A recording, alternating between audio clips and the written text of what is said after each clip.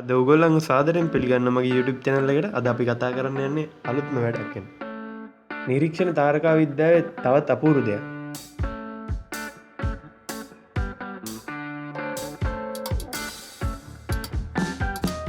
අද අපි නිරීක්ෂණය කරන්නේ ISS එක. එහෙම නැත්නම් International Space Station එක.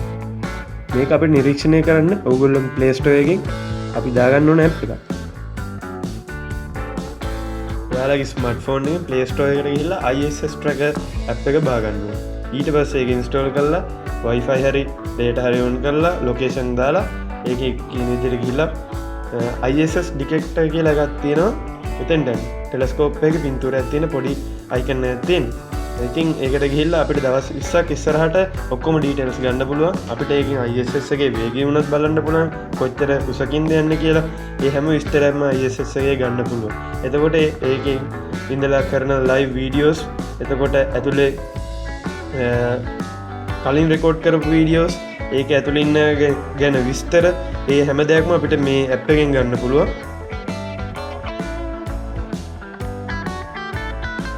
හරි, අපි බලමු ISS detector එක කියපු විදිහට ඒ පැත්තෙන් ISS එක අපිට පේනවද කියලා ඒ වෙලාවට.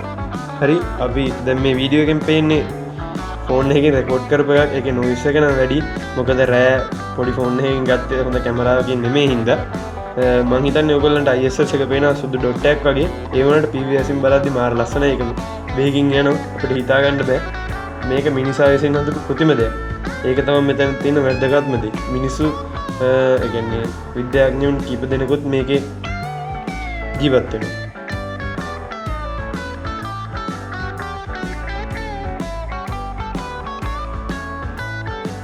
සමහර අවස්ථාවලදී පෘථිවිය වට 4ක් පමණ එනවා. එතකොට ඔයගොල්ලන්ට හිතාගත්ත හැකි මේ ISS එකේ ස්පීඩ් එක කොච්චරක්ද කියලා.